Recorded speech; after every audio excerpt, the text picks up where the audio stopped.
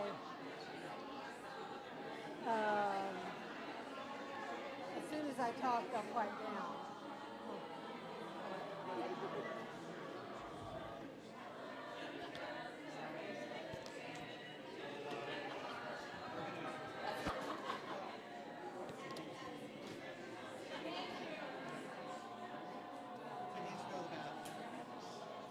There.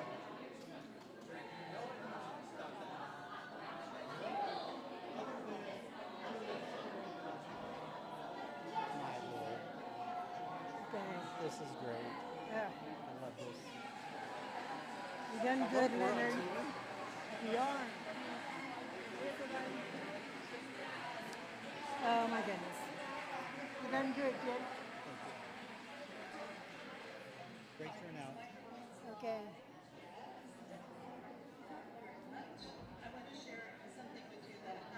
Mom. Oh.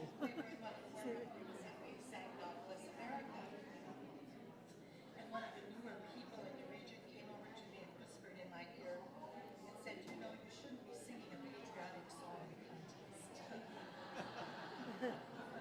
So we'd like to share with you our patriotic song. Aaron.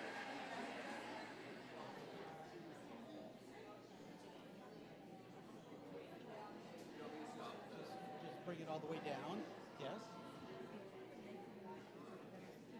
Like salads or scones or cookies. We have bags and stuff that they can take stuff. To take home. Salads. Are the bags made up or the bags are there and they fill them? They can pick their what they want. Okay. Okay, I gotta know how to do this one.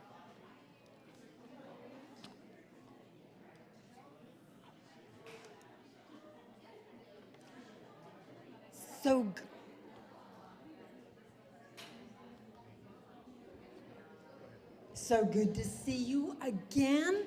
And the last time I was here, I know we're here to honor Shirley, but we really want to do it right. And so we pointed you the things that Shirley had that you can have.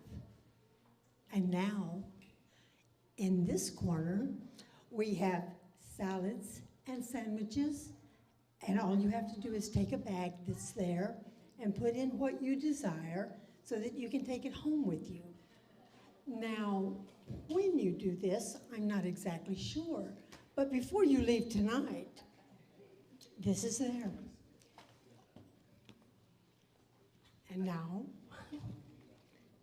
anyway, it is good to see you, and I know that we're here to honor the dynamic life force that was Shirley, Dolores, Pinckney, Holitz, Kout. And to say that this event took some skillful planning, it is an understatement. It took some long distance planning and execution, but Shirley's family marshaled resources from Indiana, Texas, New Mexico, Arizona, California, especially Sacramento Valley, to create this event. But I'd like to introduce you to the Chief Marshal tonight. He is Shirley's oldest son, Leonard. We know him as Lynn Howlitz.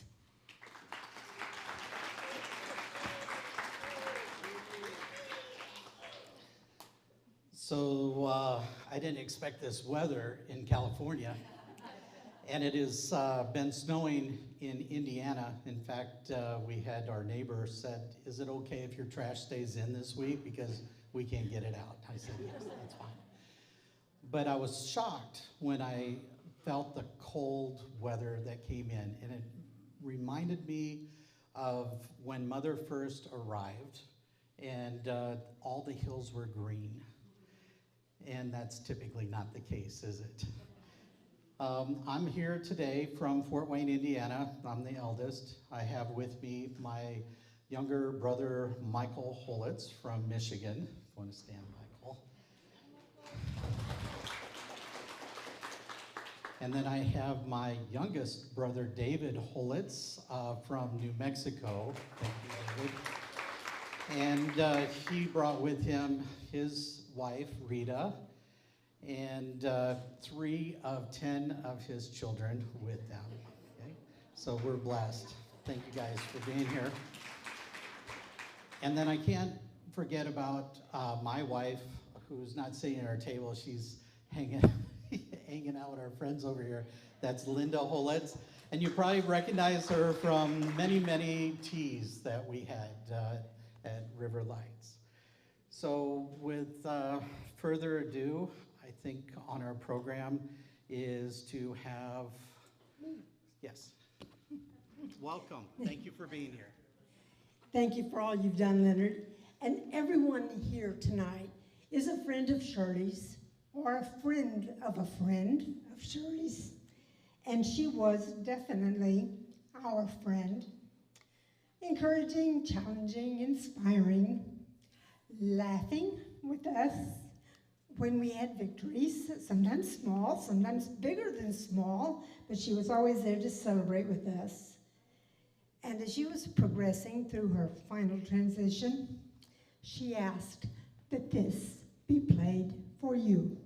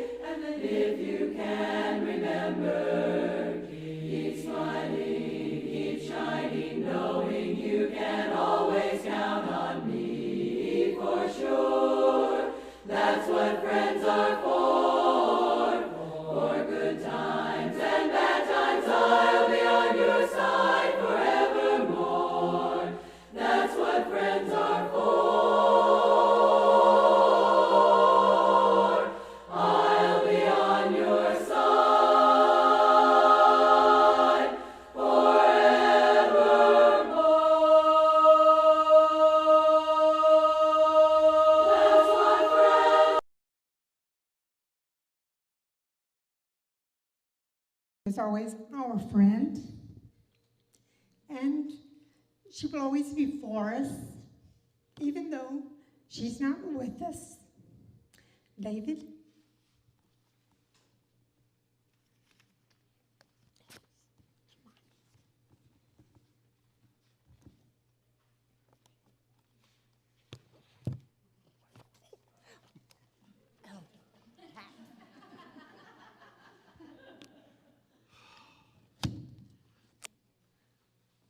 Mom always had to have the mic, right?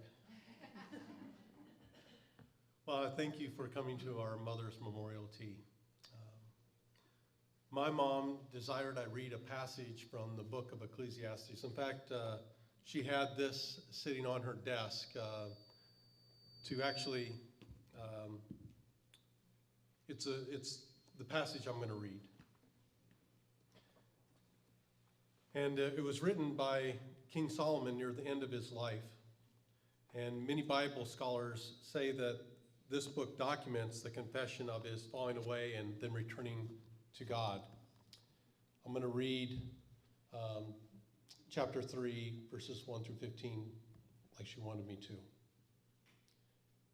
For in everything there is a season, and a time for every matter under heaven, a time to be born, and a time to die, a time to plant, and a time to pluck up what is planted, a time to kill, and a time to heal, a time to break down, and a time to build up, a time to weep, and a time to laugh, a time to mourn, and a time to dance, a time to cast away stones, and a time to gather stones together, a time to embrace, and a time to refrain from embracing, a time to seek and a time to lose, a time to keep and a time to cast away, a time to tear and a time to sow, a time to keep peace and a time to speak, a time to love and a time to hate, a time for war and a time for peace.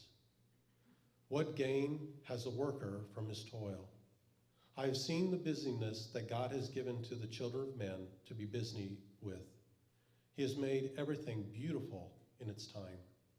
And also he has put in eternity into man's heart, so that he cannot find out what God has done from the beginning to the end. I perceive that there is nothing better for them than to be joyful and to do good as long as they live. Also that everyone should eat and drink and take pleasure in all his toil. This is God's gift to man.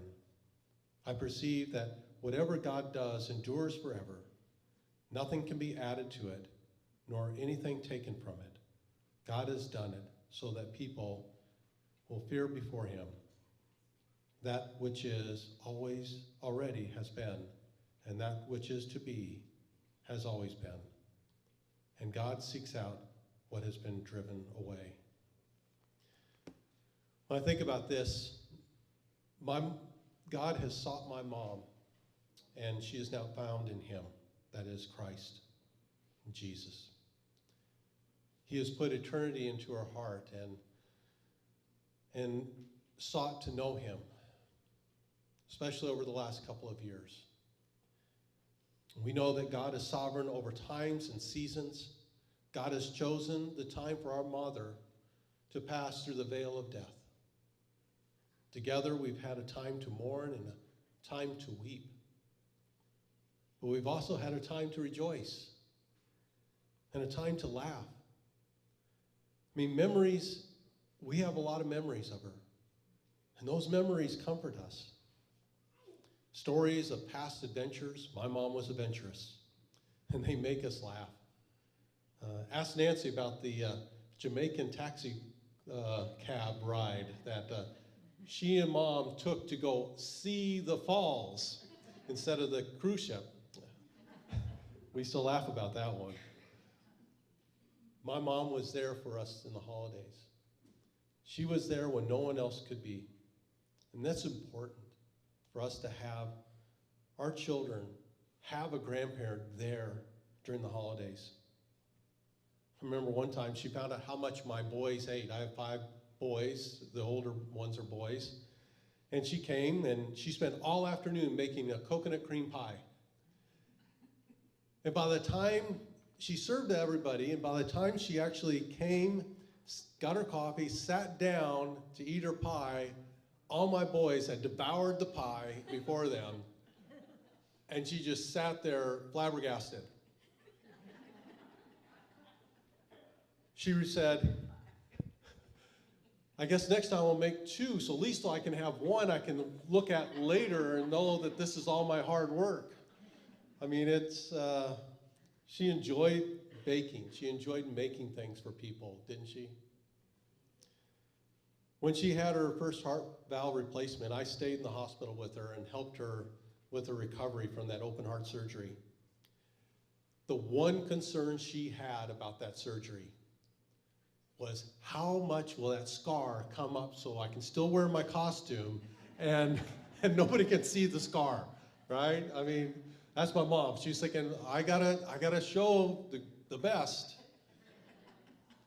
No, I remember during that recovery, I would joke with her about who's your best buddy and pal. And she'd look at me and she goes, my pillow. Because if you don't know, when you have open heart surgery, that incision hurts if you bend over or anything. And she would just hold that pillow so tight. And we'd laugh about it. God has given us also a time to build. He's given me a time to build back a relationship with my mother. My mother and I grew closer over the last 3 years, and I thank my wife Rita for that. She encouraged me to start calling my mother weekly, something we sons have a hard time doing. So I started to call her once a week if I could. We had great discussions on the current topics, grandkids and great-grandkids. I would say something funny, and we would laugh the whole time of the call, right? You were there sometimes, Nancy, and you'd just be laughing.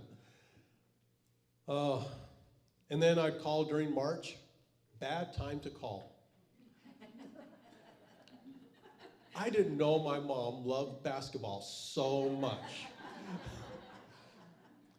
Call her, honey, the halftime's almost over. We need to, the game's almost on. I'm like, oh, that's okay. I'm not interested. No, I'm interested in it. But there were some times that we had our conversations, and they were serious. They were about relationships in the family. They were about the Bible, and especially about God. And it was in those conversations and what she expressed towards the end of her life that gave me great comfort. For my mom's desire at the end was only to hear the voice of Jesus and to see him. And I'll leave you with that. She's with Jesus.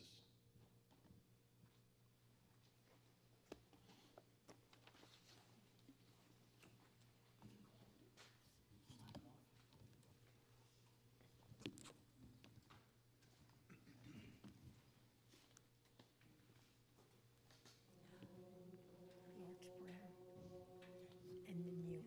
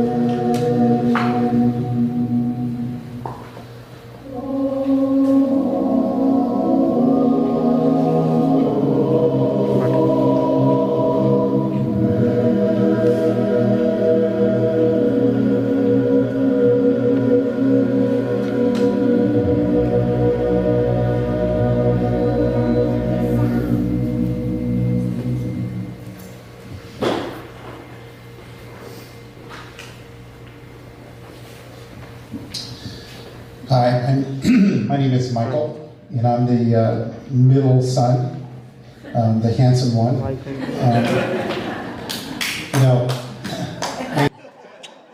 There's another Michael probably in the room. So Leonard handed me this note for you guys to know that Mom actually coached vocal majority. So so that was one of her favorite songs, and she would listen to that tape for hours. That CD almost wore it out, but that's one of her favorites. So today I'm going to read another one of Mom's favorite scriptures. It's Psalm 23, "The Lord is my shepherd." So the Lord is my shepherd, I shall not want. He makes me lie down in green pastures and leads me beside still waters. He restores my soul. He leads me in the path of righteousness for his name's sake. Even though I walk through the valley of the shadow of death, I will fear no evil, for you are with me. You are rod and your staff, they comfort me. You prepare a table before me in the presence of my enemies. You anoint my head with oil, my cup overflows. Surely goodness and mercy shall follow me all the days of my life. So as kids, we grew up around barbershop music. You can say, I was telling somebody that I was with Mom when she performed because I was in her womb and when she was on stage. But one of my earliest memories are of listening to a quartet. We're on the floor. We were the audience. And we did that a lot. The three boys, Lenny, Mikey, and Davy, and I'm over 60 years old, and she still affectionately called us that. Well, we did contribute to Mom's style of directing. So those of you that have been under Shirley's direction will take note that she could raise one eyebrow and or with a gesture or a tilt of her head. She had an expression on her face that all would convey a message or something that she wished. Now, she used her whole body, her arms, her hands, to the tips of her fingers. And those who have been under that, you know. And we can't forget, she'd always have that little kick at the end, right? And she was amazing to watch. So we helped Mom hone her skills. She was very surgical. I use the word surgical. And when she directed, she was able to take in the sheet music in her head, listen, balance the chorus, even to individual voices within that. We talked about that today a little bit. She played the chorus like an instrument to develop the best sound. It was just pretty amazing to watch. Joy of music was her calling, and it was her ministry. Let me say that again. The joy of music was her calling, and it was her ministry. So I was fortunate to be there for her last days. Mom has been very private about her faith. She would ask me to go get my Bible and read something, so I did. She did share with me that when she was young, she trusted Christ as her Lord and Savior.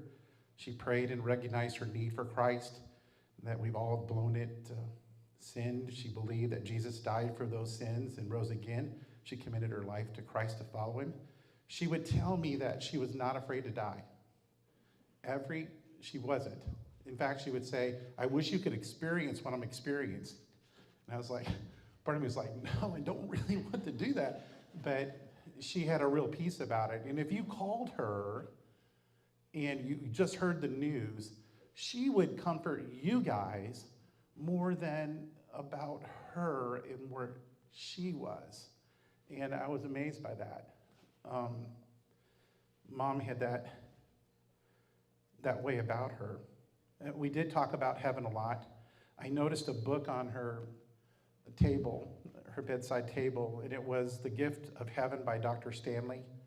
And I would read a couple chapters, a couple pages to Mom. In the chapter, The Presence of God, Dr. Stanley writes this, and I read this to Mom. I said, he writes, I believe that the capacities and talents and gift that God has given us down here will also belong to us in heaven. We will use our gifts and strengths in heaven to worship and praise and serve the Lord Jesus Christ. We will be his instruments of his peace. And I said, Mom, did you hear that? That means that you will direct again. And it'll be 1,000 or 10,000 angels. And it's gonna be such an incredible sound. There's gonna be overtones and undertones and all tones in between. But it's gonna be amazing. And I'll never forget her reaction. She had a big smile and she was shaking her head in agreement, saying, that will be so amazing. Yeah, Mom, that'll be so amazing. And I can't wait to see you again.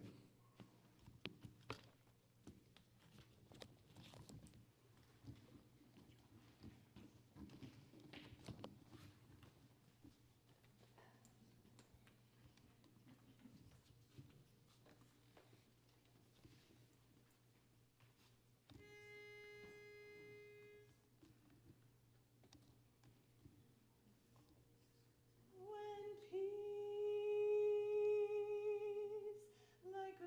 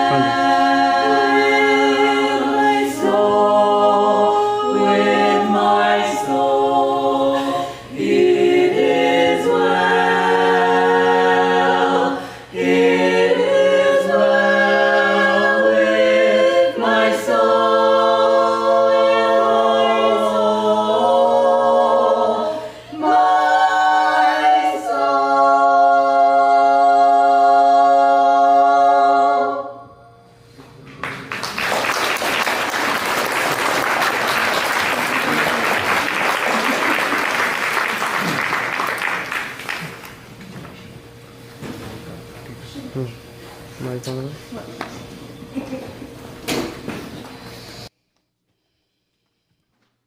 That was wonderful.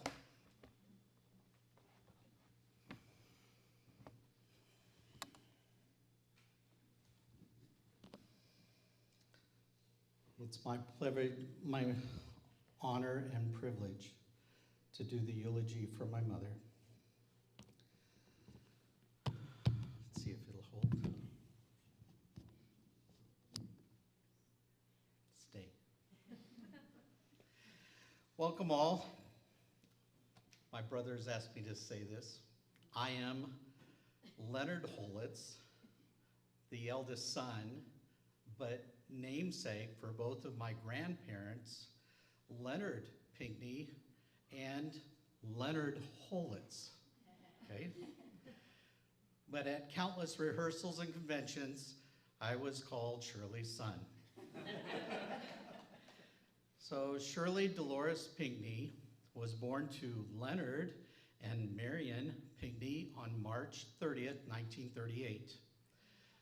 This was the end of the Depression, and she was a blessing. I found a note for that day, likely from her aunt, and I quote from this note that she wrote to us so many years ago. With her came one of the worst thunderstorms you have ever heard of. Maybe that might be the reason she's so nervous, as lightning did strike quite close.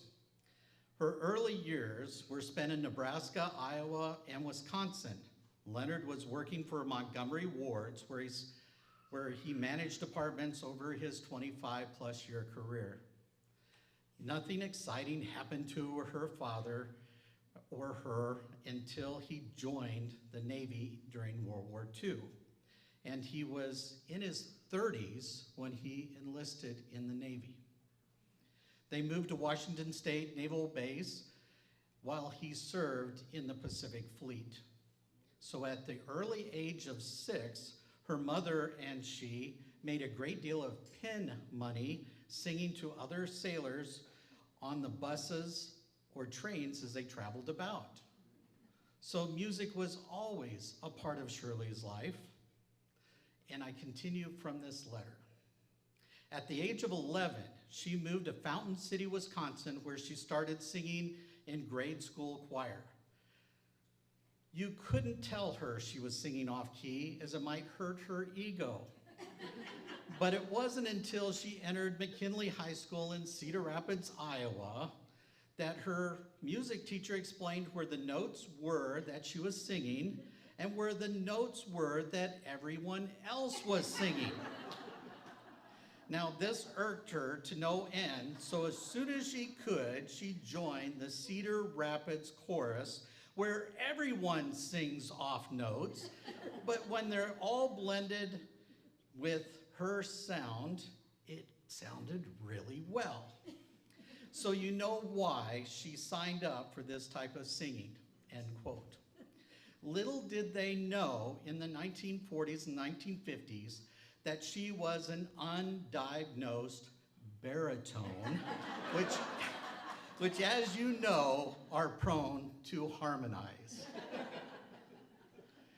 She could read music in grade school, and growing up, she played the clarinet in the marching band, and Shirley was very competitive, played tennis, swimming, and in high school, she bested the boys with her skills behind the wheel, taking her dad's new Buick out on runways at the airport in Cedar Rapids, Iowa for drag racing.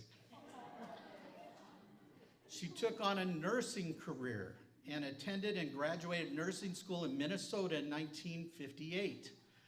She was working at a local hospital as a teenager and gained skills for caring for others. This sounds like a foundation for success. During her time in college, Shirley was working towards an art degree in music. She pledged and was a member of the Epsilon Sigma Alpha sorority from 1960 to 1970, attending Iowa State leadership conferences as co-chairman from the Beta Lambda of Cedar Rapids, Iowa, and crowned sorority queen in 1967. And if you notice that we had a board just specific for that era of her life. Married to Doug Holitz, in 1959, they began to raise a family with my birth in 1961. That same year, her longtime passion for the preservation and encouragement of barbershop four-part a cappella singing began. This music has been a part of our life, my entire life, through my mother. This moved her up from sorority to a society. SPEBSQSA. Michael came along the following year, and then David in 1964. We grew up barbershop, meaning that we had women entertain us for decades at our home to develop their craft. It seemed to us that most songs they sang were never finished. Oh, stop, let's do that again. Constant practice on transitions and harmonizing, and we could sing along and fall asleep to this. And when we entered elementary school, I learned that other kids did not have groups of women singing to them weekly. What?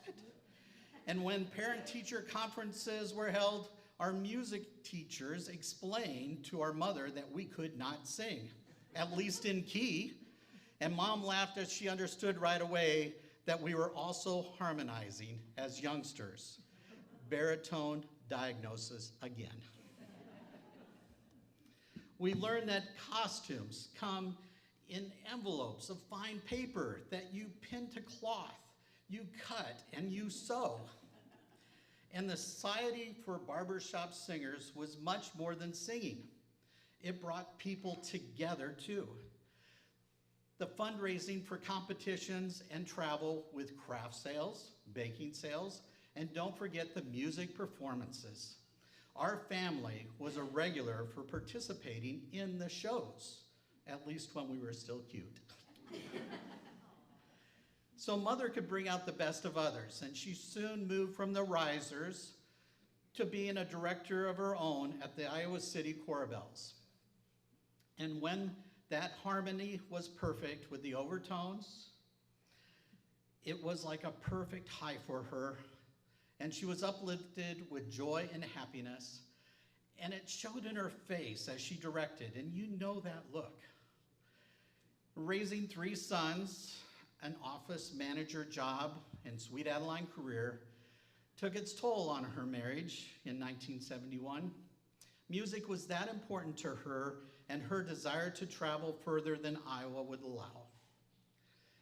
After she was remarried to Robert Kout, our family moved to Abilene, Texas in 1973. There she became the charter director for Key City Chorus. 3 years later, we were in DeSoto, Texas, when the coaching of Greater Dallas Chorus led to her being their director. And she successfully took them to international competitions for several years and had awe-inspiring performances to grow membership and recruitment with that Society for the Preservation and Encouragement of Barbershop Quartet Singing in America. Sweet Adeline's International was just that. Mother traveled to every continent of the world. One measure of the depth of her involvement in promoting the women's 4-part harmony was evident in her logging over 2,670,000 miles, domestic and international, with just American Airlines. In a way, our family is your family, as we shared Shirley with you all. She was regularly on the road to coach or to judge a contest in some area of the world, and she encouraged us to travel as we grew older. The other benefit to us as young men in our teens was that she entertained at the house a lot. Recall hosting a Sweden group at our Dallas home over the weekend, and really, we just remember them swimming in the pool. We grew up with other Sweet Adeline families, and her time away from home grew as she became more in demand, coaching both men and women choruses and quartets. And she spent more than 7 years in New Zealand and she considered this her second home. Her recharging space from work was at the home of Margaret and Warren Thomas and their children, and Shirley became a sister or mother to many around the world. Mission Valley Chorus was her next 13 years of dedication. She loved living in California. She developed a strong friendship with Nancy Thompson, which lasted for decades. If you've ever seen the Golden Girls on TV, they live like many of the episodes with Nancy's mother, Grandma Betty, and all the activities there. Thank you, Nancy. Moving to Manteca allowed Mother to work with a smaller chorus as director of River Lights. Seems like these changes considered with her health and a heart valve replacement and physical demands of directing. River Lights was a smaller chorus, but a big sound. And we loved the fundraising teas, particularly in November before Thanksgiving. And thus, you know, Shirley's request to have a tea and social before the memorial today. Thanks to Sac Valley for the tea and River Lights for sharing her famous lemon curd, our recipe, on the cards today. Mother resigned from all chorus directing after, I believe, 2008, which was a few years beyond her second heart valve replacement. If you know anything about those, it's very difficult to keep your arms upright.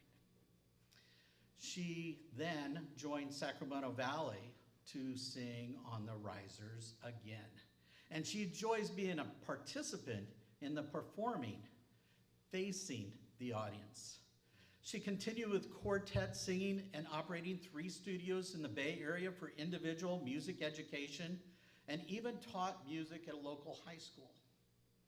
We believe that she honored and held true to her love of music, that Society for the Preservation and Encouragement of Barbershop Quartet Singing in America.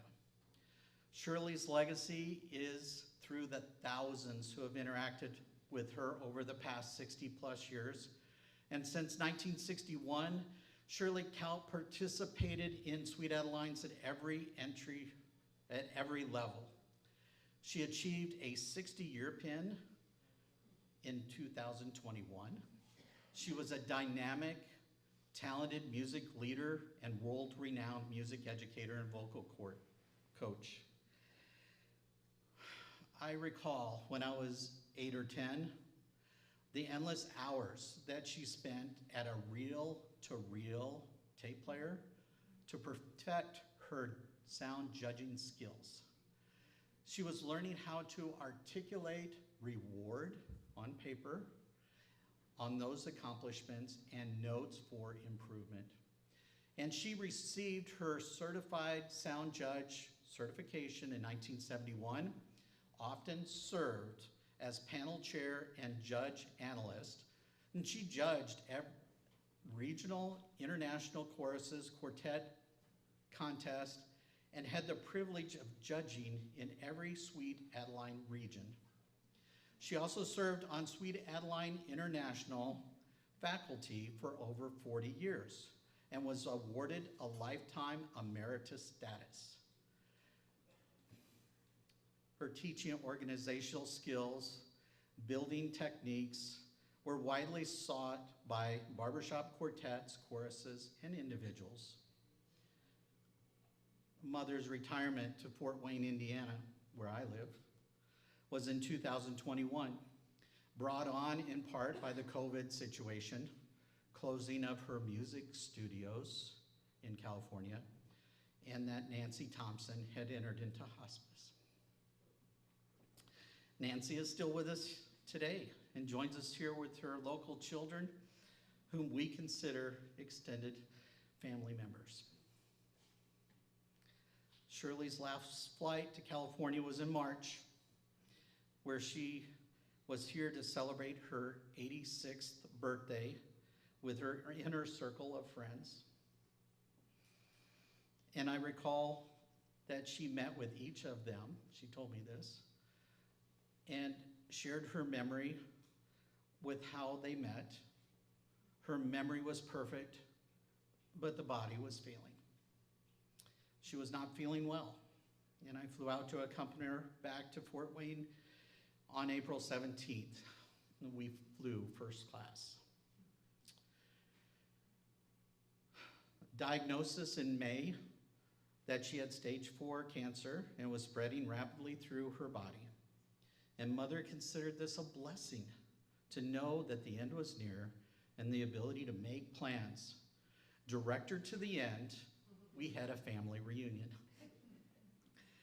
So on Friday, June 14th, 2024, Shirley Kout passed away in her own home, surrounded by hundreds of cards and all the Facebook tributes that we read to her each day.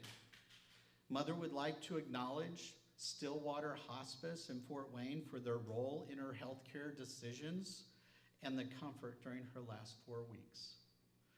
Shirley is survived by her 3 sons, by 14 grandchildren, and 25 great-grandchildren. We miss Mother Shirley.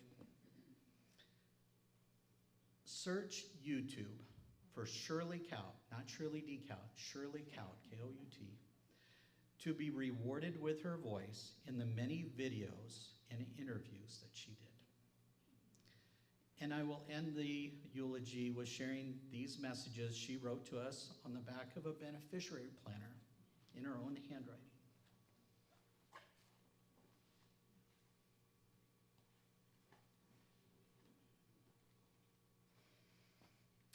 Grief never ends, but it changes. It's a passage, not a place to stay. Grief is not a sign of weakness nor a lack of faith. It is the price of love. Love you to the moon and back. Look up, and I will be watching from my star. Thank you all.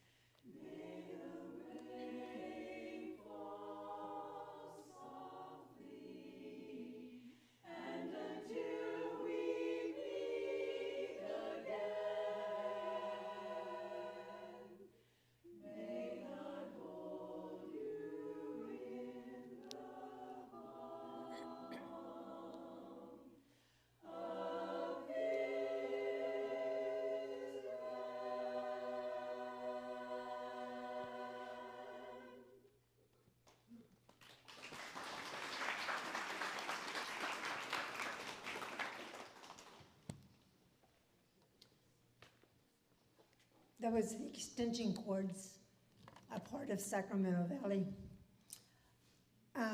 We've all been on that road, excuse me. We've all been on that road someplace with Shirley.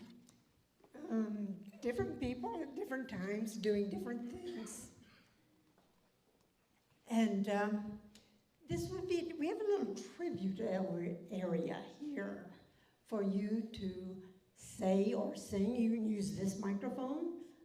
Yeah, you better use this one. But if you need more space, if you want to take the microphone there, you can. But this would be a wonderful, wonderful time for you to share what it was like with you on the road, on Shirley's road.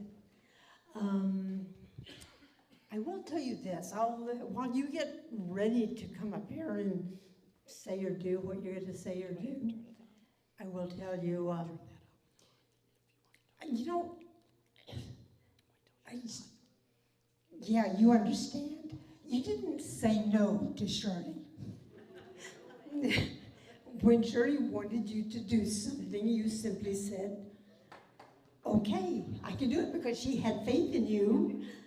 You knew that you could do it.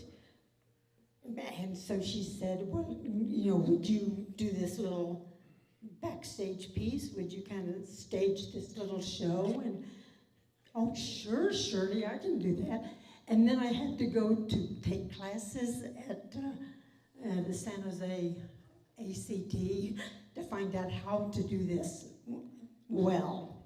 But working with Shirley is so good, because she always made you better than you were going to be if you were left to your own.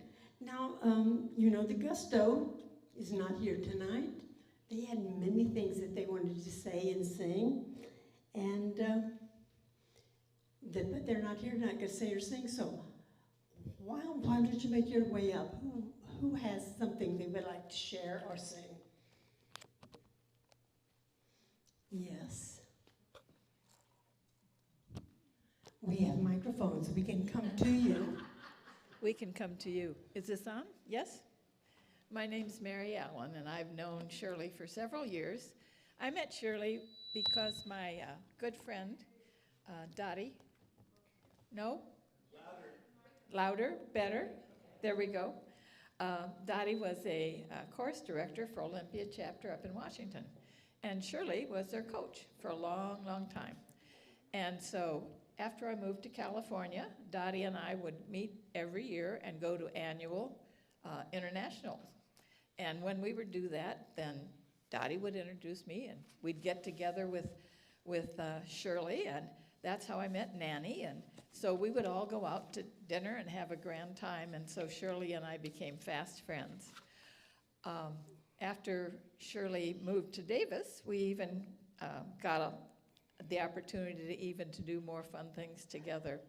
One of the things that we had that Len said that maybe I should share with us, we had a few friends over to my house for lunch one day, and while we were having lunch, Shirley got a call from Len and said that her second husband, Mr. Kout, had passed away. And Shirley was talking to Len and took this all in, and so she shared with us. And in her inimitable way, she said, I guess now I'm a widow. And I said to her, well, Shirley, your folks are gone, so I guess you're an orphan and a widow.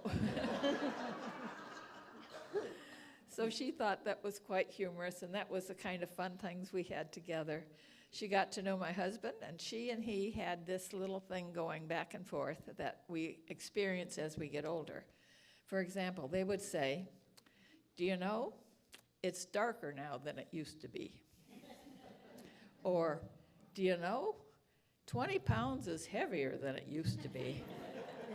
So besides having the privilege of not only taking lessons from Shirley, but singing with her in her last little mini quartet, where she sang lead, by the way, it's been a great privilege, and I miss her. If anyone else has to share, I'll bring the microphone to you. No? Oh, there's one over here.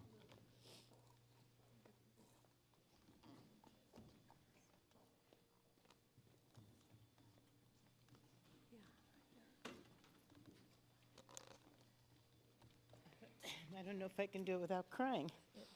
I found you have to hold it a little closer. Yes, I know. When we used to rehearse in Middlefield Road in Palo Alto, we were putting out the risers away. That was our job, to put the risers away, and they used to have to stand up on their side. I think Paula was there at the time. Somebody didn't put one of the risers up correctly. 3 of them fell on me and knocked me to the floor. Shirley took me to the hospital and stayed with me until 3 in the morning. Believe me, she had the people in the nursing center bring me ice for my head, and she was there for me. I love her. And I love you too, Nancy.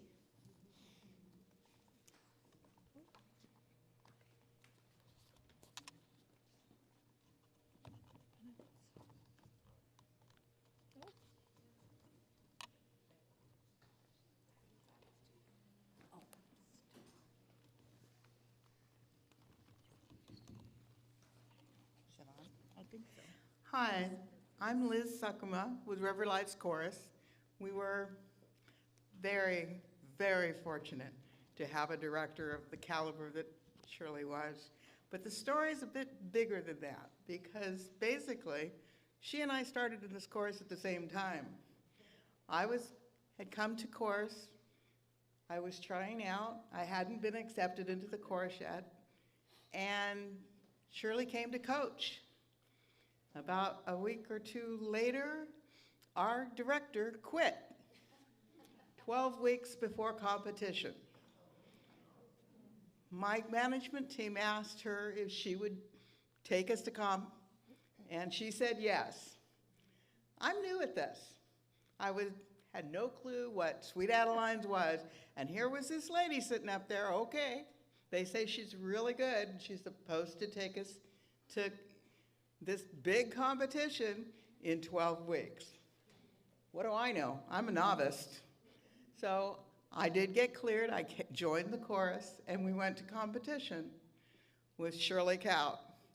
We learned real quickly when we went to comp how important this lady was. She was big. She knew everybody, and everybody knew her. Being a newbie, I had no clue. We won. We won first place with Shirley. Yes, she changed our lives more than anyone could ever imagine. You start with that kind of an adrenaline rush. You don't give up this very easily. You just keep going. And sure, it's one night a week.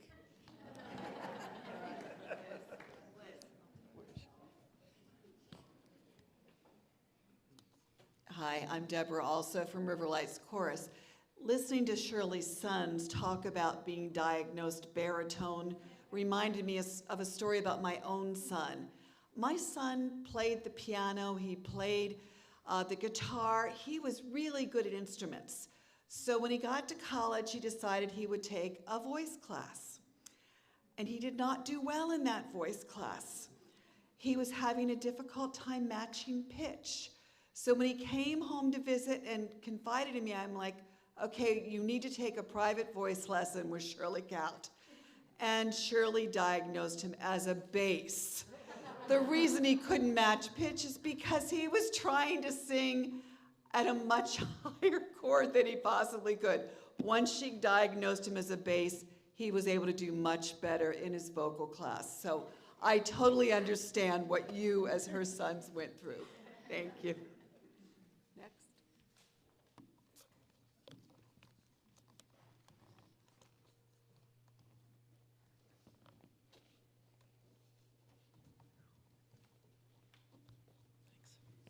I'm Barb Vanderputten.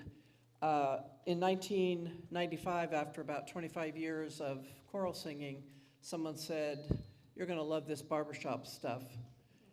Come and listen to Mission Valley." And that was in 1994 that you were getting ready to be mic testers in Reno. And I said, okay, I'm gonna try it, see what it's like. I don't know. And I came back in 95 and joined, and so next January will be 30 years giving it a shot. I walked in and she immediately diagnosed me as bass. And that was and within a year I was on her music staff, and shortly thereafter I was her assistant director. And shortly after that, she got sick in New Zealand with a pulmonary embolism and had to stay there for about 4 or 6 weeks, and said, "You're it." And in whatever mode of communication we had then, she managed to help me with rehearsal plans, and I stood in front of 80 people that included quartet champions, 2 queens, and tried to make it seem as if I knew what I was doing. Bless their hearts, everybody didn't want to do what I was doing, so they went. I remember Mary Carish, I said, "Why aren't you doing it?" She says, "I don't want to get down there and do that." So I said, well, I guess I volunteered just because no one else wanted to do it. But I learned so much from Shirley, I can't even begin to tell you. And it is the reason that I've been 18 years directing Harmony Fusion Chorus in Hayward. Had it not been for my education and my mentorship with Shirley, and I had the absolute blessing of being able to see her in this last visit that she made before she died, and we laughed for 3 hours. I never laughed so hard in my life just going over all the things that we had been through. I owe everything that I'm doing in Sweet Adelines to Shirley. So.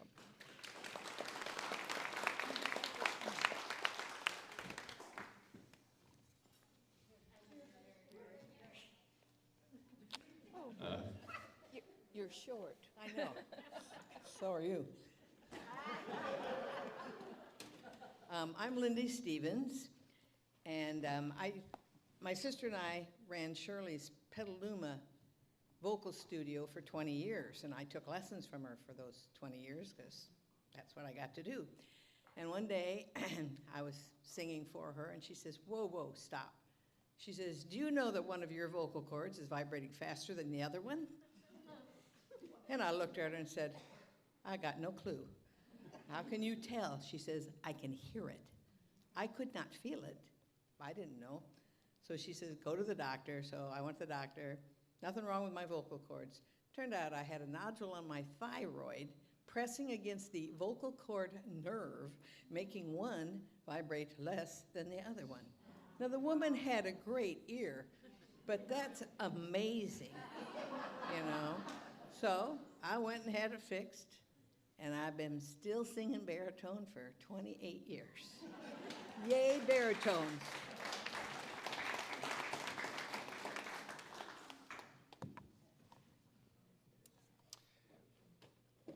The thing that I learned from Shirley happened when we were recording. I'm John Braun.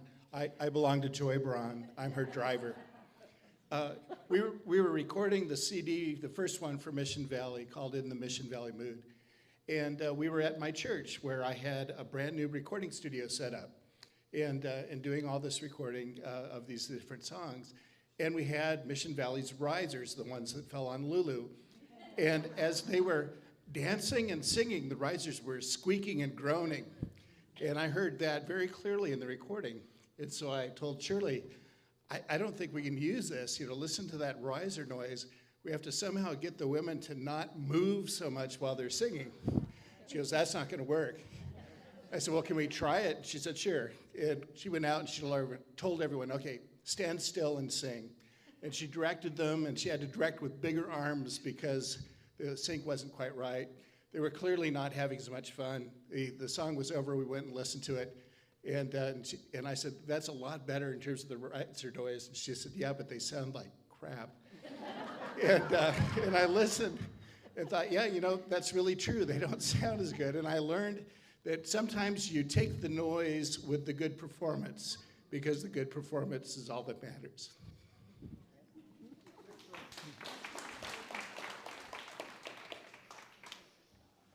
Hey, I'm Aaron. David's my dad, so one of Grandma's, Shirley's grandsons. Just wanted to share a couple memories that always stick in my mind when it comes to Grandma Shirley. Growing up, she was always there for Christmas, so Christmas meant Grandma, and Grandma meant Christmas. And it was always amazing to see her. She came in, wanted to do a lot of stuff with us. Every year, our tradition was Grandma would make her Christmas tree coffee cake. And if none of you have seen it, it's this crazy decoration of a cinnamon roll pastry, something. It looks like a Christmas tree. She ices it up, covers it in gumdrops. And, we all loved partaking, but one of my younger brothers, Caleb, he really started to wise up, I think, because he started offering to help Grandma make the Christmas tree coffee cake. And the rest of us are like, what are you doing? Like, we're having fun playing games. She's just baking, How fun can baking be? And then we learned later, looking into the kitchen, seeing Caleb helping Grandma place all the little gumdrops on the coffee cake. And here goes the gumdrop in the coffee cake. Here goes the gumdrop in the mouth. Here goes. That guy figured something out. And so after that, Grandma had plenty of helpers if she ever needed to make her Christmas tree coffee cake. But yeah, she loved baking and spending the time, and I'll always remember that all those early Christmases meant Grandma.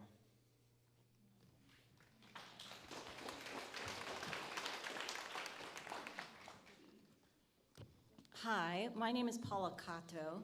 I sang for Shirley the entire time she was directing Mission Valley. And when one of her sons talked about her eyebrow, it just reminded me. I stood for most of the time right in front of her, in the middle or just off center. Chris, Jenny, and I split the middle for the longest time. And people in the chorus would say, "Don't you find it intimidating to be the closest one to Shirley?" And I went, "No, it's fine. I mean, it is a little bit intimidating because if you make a mistake, she hears you even better than when she hears the person in the back row." And that's when the eyebrow would go up, right? And I'd just do one of these. And I think I made up for it because I'd often feed her the first word to a song. So, the pitch would blow and she'd look at me. And I'd mouth the words and she'd nod and off we'd go. So, we had this thing going, so it was really comfortable. But when he mentioned the eyebrow, it just totally cracked me up. And I do remember, John, that recording in the church for our CD and the squeaking risers. And we had to do it in 2 sessions, I remember. So there's a little bit different sound from the first session of recording to the second session of recording, but it was a blast and very, very rewarding. But I took lessons from Shirley Kout as well, so our relationship spanned those whole years from when she came coaching Mission Valley with Bobby Dollins first, and then when she stepped in right before Miami, right, to coach us when our director had to leave. And I was in the front row, and I remember she brought her choreographer, and we changed the whole package choreography in a month. I spent every waking moment in Miami rehearsing with the front row. We didn't step on the beach. We didn't see the sunlight. We were singing in the halls, by the elevator, because that was a little larger area. And then the night before finals, somebody called hotel security because we were so noisy, singing and doing whatever in somebody's room before. I was so tired after that. I don't know, but I had a wonderful experience singing with Shirley. It was certainly a great learning experience, and with all choruses you have your ups and your downs and your this way and that way, but I thank Shirley Kout for a lot of the education that I got as a sweet outline, as many of us in this room will attest to. So thanks.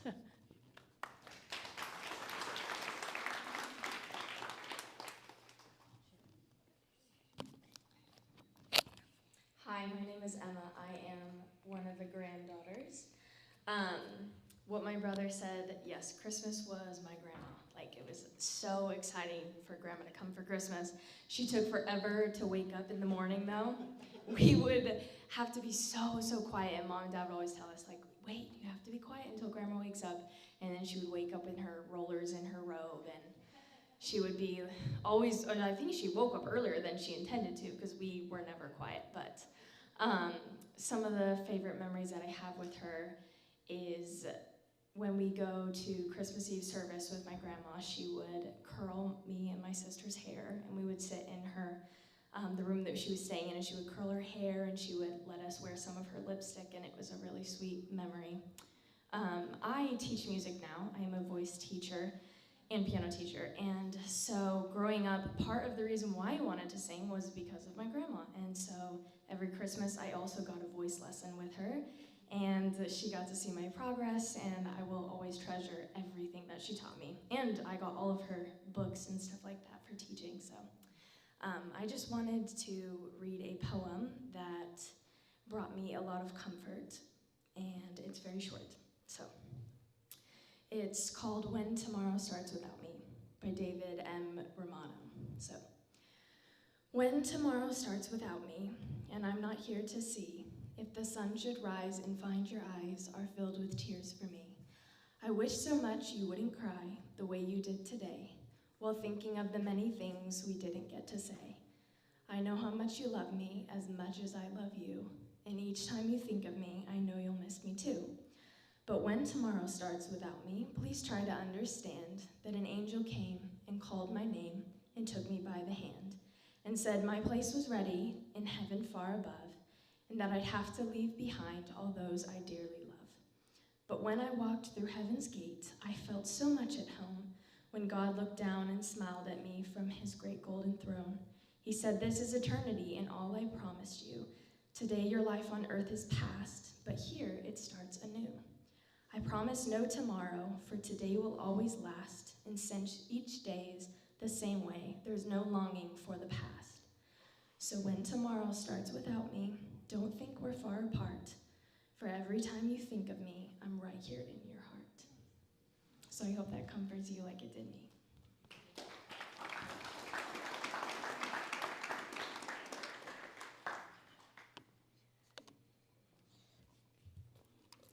Hi, I'm Dee Dee Nibbler, and I have a story, actually, and it involves my husband, who's sitting in front of me, Tim. I've known Shirley since I was a director in Fresno for many years, and she would come and coach that course. Over the years, I had a great relationship with her. She would coach some of our quartets, including ones with Susan, and I mean, it just was a nice relationship. I also was on the faculty, international faculty, so I knew her that way. So it was no big deal. She would ask me to come and do the Diva Day. Where was that town south of Sac? Not Madeira, anyway. Ceres. Ribbon. So I was the faculty. I don't know if you've ever heard of that event, but Shirley was in charge of it for many years.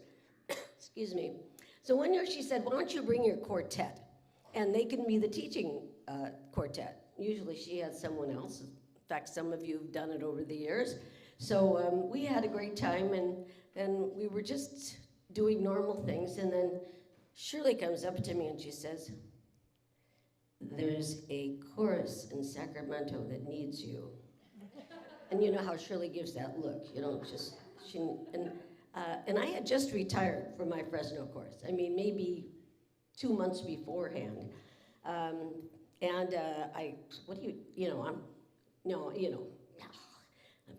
We lived there. We were doing many things. We were in another musical group. And she said, no, you really have to consider this. This is very important. She does. They need you. Well, I had no idea. It's funny, I said, the chorus, who's the chorus? And she said, Sacramento Valley Chorus. And I have two sisters that over the years had been a member of that chorus. And I'd heard them many times. I don't know how I even went home and said to my husband, you want to move to Sacramento? You know, I mean, And it's funny because we were actually thinking of leaving Fresno. It's hot. Not that it's not hot here, but it's really hot there.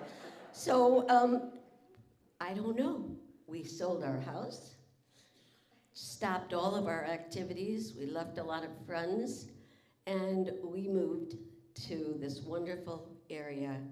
And I can only tell you, and this is for all the women of the Sacramento Valley chorus, there's this song from Wicked. It's called For Good, and there's a line in it. Shirley Kout changed our life for good and for the better. This was a wonderful, I had 7 more years of directing, which I wasn't going to have, which really thrilled me. All of you were wonderful. So Shirley made all of that possible. One of those remarkable things in life. She changed me for good. Timmy too. And we're delighted to be here. Yeah, thank you.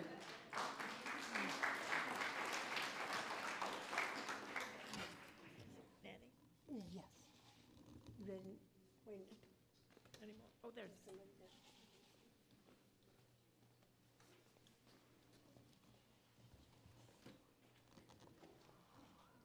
Hi, my name is Joyce Kreller, and I just have a cute story.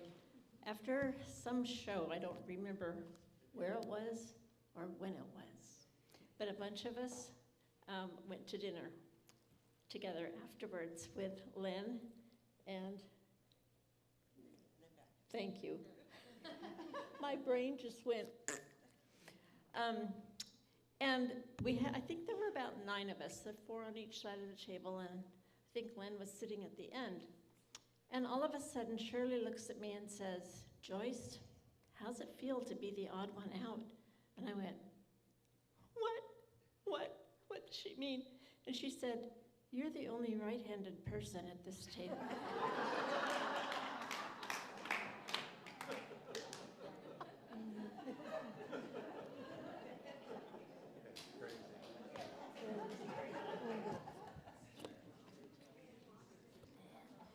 So, hello. This is fun, isn't it? All these memories. My name is Sherry Rowe, and in the 1990s, Sweet Adelines International decided to have something called dual members of Sweet Adelines. And at the time, I didn't really know a lot of the directors, but I had heard about Shirley. And so I decided that I wanted to go and sing for what I was told was the best director around Region 12. So I went down and I auditioned and I became a member of Mission Valley. I stood right behind Barb Vanderputten and right in front of Martha Segura.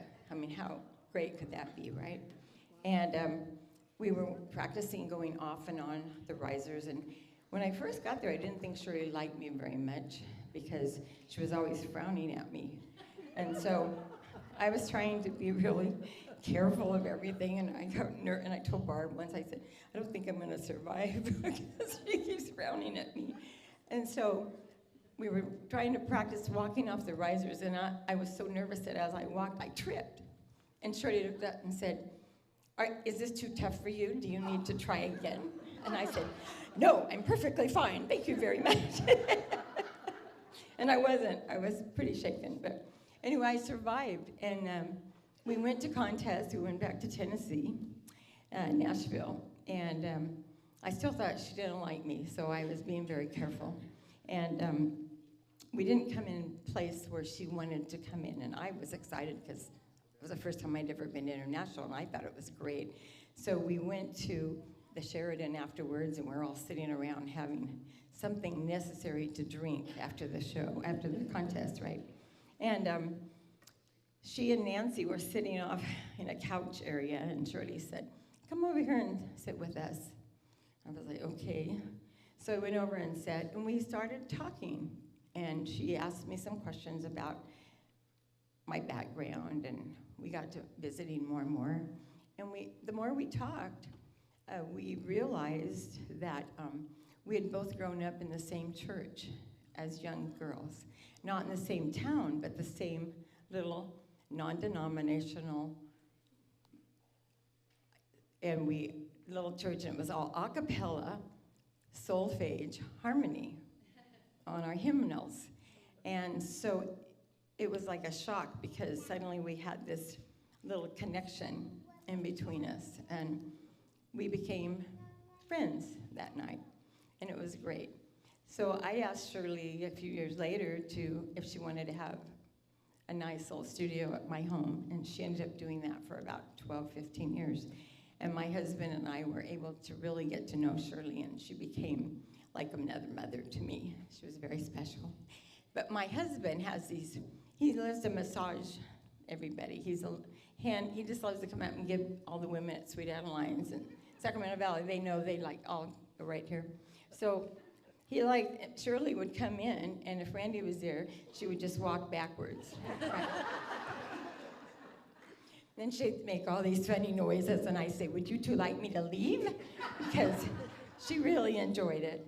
So she loved Randy, and he loved her. And Nancy became part of us. We'd go over and have dinner with she and Shirley often. And the thing that I'll always remember about Shirley is that belly laugh that she had. She just ha, ha, ha when she laughed. It was just wonderful. She was very special. Thank you.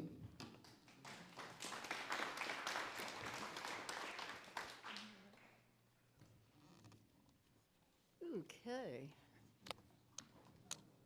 Well, I guess they ran out of people, so they handed this over to me. I want to, first of all, welcome everyone here. Such a wonderful representation of family, friends, Sweet Adelines, and other interested people who can attest to the greatness of this woman. She was a transformational leader. We have all been transformed by her in some way or another. And I also want to acknowledge the fact that we are here to attest to greatness, and that we have an opportunity or a responsibility to carry on the legacy of this great person. As I'm looking at my grandchild, it reminds me of something I wanted to share with you. Come here, Nora. Come here just a second. Oh, she minds well.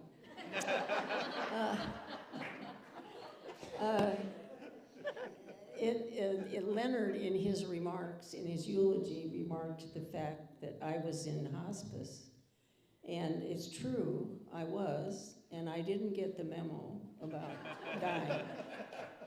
So, Shirley always called me Lazarus. And she would have probably called me some other things too if she were still around.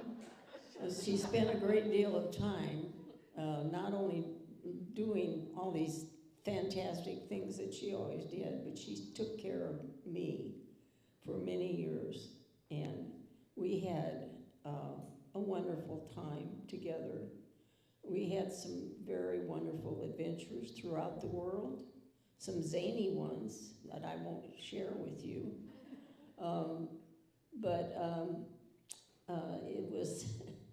It was something that I always will treasure, the times that we spent together and the experiences that we had.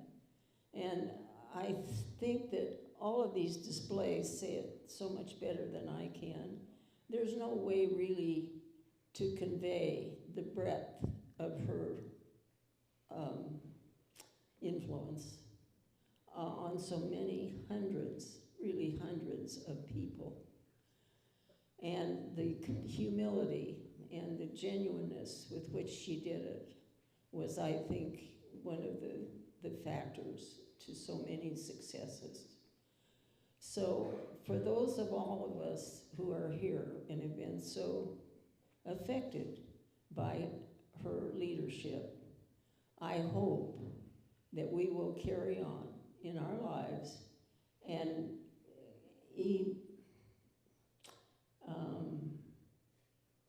improve or increase the values that she held so dear in her memory. I would like to take this moment to give great credit to those people who are responsible for this wonderful gathering. These types of things don't just happen. They don't just happen. And Leonard has taken beautiful, and his wife Linda have taken beautiful care of Shirley during the 2 years that she spent in Indiana. And she, even though didn't have long to live when she found out, she must have worked very, very hard to plan this whole thing. And Leonard has followed her wishes to the letter. So this whole gathering has her stamp on it. That's Shirley. She was an organizer from the word go, and she was a sweet Adeline, first, last, and always, as is attested to the fact that she spent 61 years in the organization promoting the fellowship and the good singing. Empowerment was her trademark. She empowered people all over the world, singers all over the world, to not only be better singers, but to be better versions of themselves. And I know many of you have experienced this through her teaching, through her coaching, and through her directing. It was a masterful experience to be directed by your grandmother. She has brought so much joy to so many people. So I beseech all of us to go out and keep that legacy alive. I want to thank Mary and Sherry for co-chairing this wonderful event and all the work that went into it. That was a wonderful job, ladies. I want to also thank Joy and John Braun. They are such jewels, I tell you, both of them.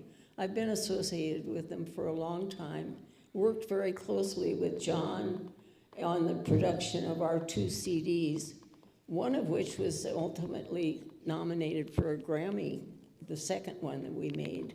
And if you've not heard it, I think you would want to listen to it. It's called Christmas with Mission Valley, something very original like that. Home for the Holidays, yes. And there's a lot of great music on there that you can hear. So we've all been very patient. We've certainly been well acquainted with all of her accolades, and I don't need to say more about that. Everything around here is a testament to that. So it's time for me to say adieu to my ever-long friend, Shirley D. And we say, Jeff.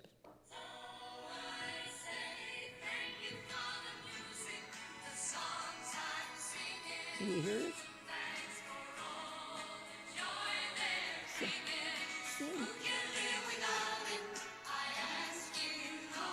You know what? Sing on. Sing on.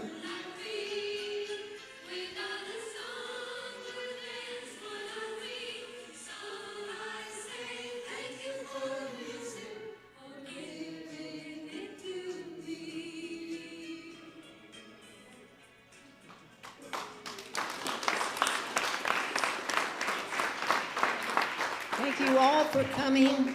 It was a great delight to see so many of you. I would love to have seen you in Reno, but that was not in the cards for us this year. And I'm glad I've had this opportunity to visit so many of my wonderful Sweet Adeline sisters. Thank you all, and good evening.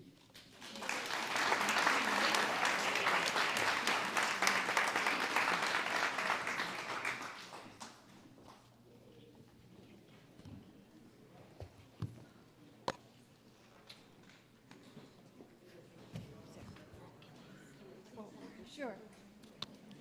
Hello, everybody. Before you go, hi. Not yet, not yet. Oh. I just want to say that everybody talks about how wonderful Shirley was and still is in our hearts. I didn't know anything about her singings, about her accomplishments. All I knew the minute I met her through my beautiful Nancy, that she has a wonderful, wonderful heart, and she was the light of the room wherever she went. So I had the pleasure to meet her and to spend some time with her while she was with Nancy. And I can say that she is just amazing, a woman, not for her musical, but for herself.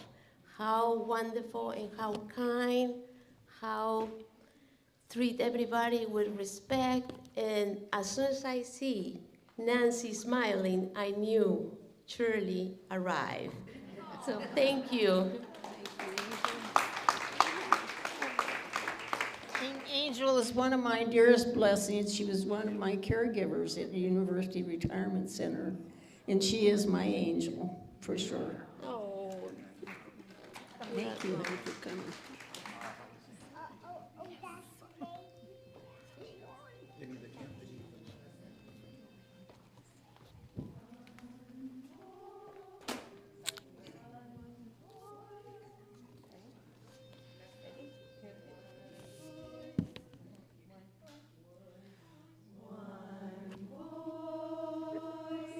Singing in the darkness,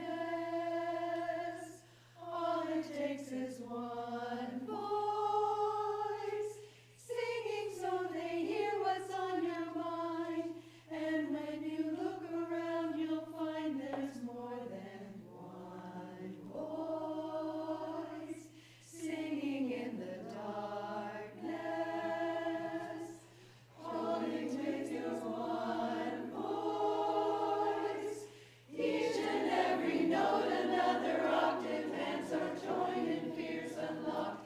If only one voice would have started on its own, we need just one voice, facing the unknown, and then that one voice will never be alone. It takes that one voice, just one voice, singing in the darkness. All it takes is one voice, shout it out and let it ring.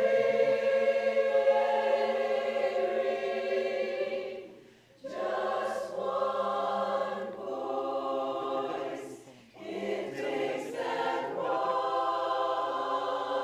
voice, and everyone will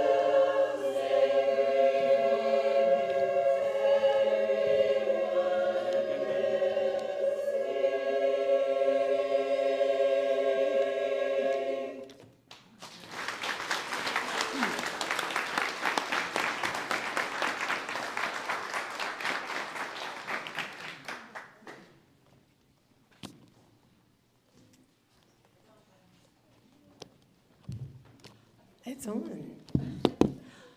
It seems as our time has come to a close, and we'd like for you to stand for a musical benediction and then stay standing for our closing song. And then when you're in your car going home, getting ready for the holidays, remember your friends and your family. And thank you.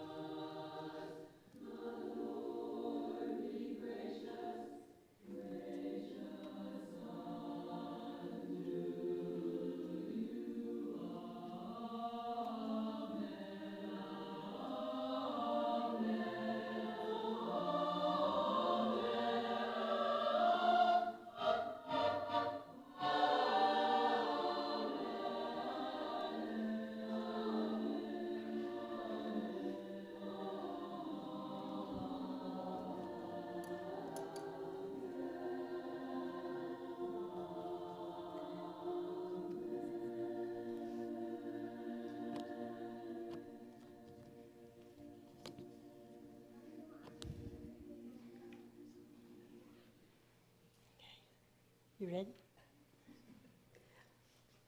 And now, Martha can't be here. You know, they got stuck on the other side of the pass from Oregon. But we have somebody to direct how we sing today. I think you'll like this director. You're right, you know, like, well, it's our cultures because they're always just as small as us.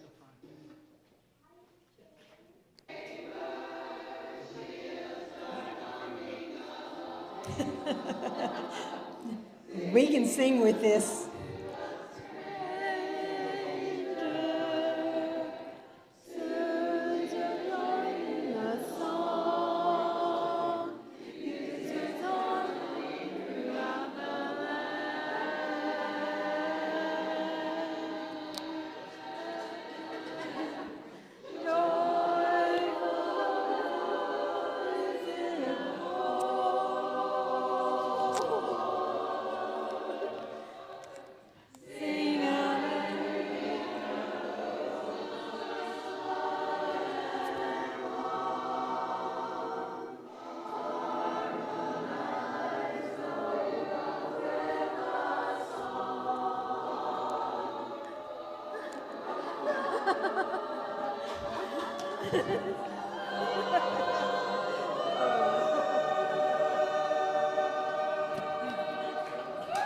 Oh yeah, I think we should do that. A little harmonize the world in sync.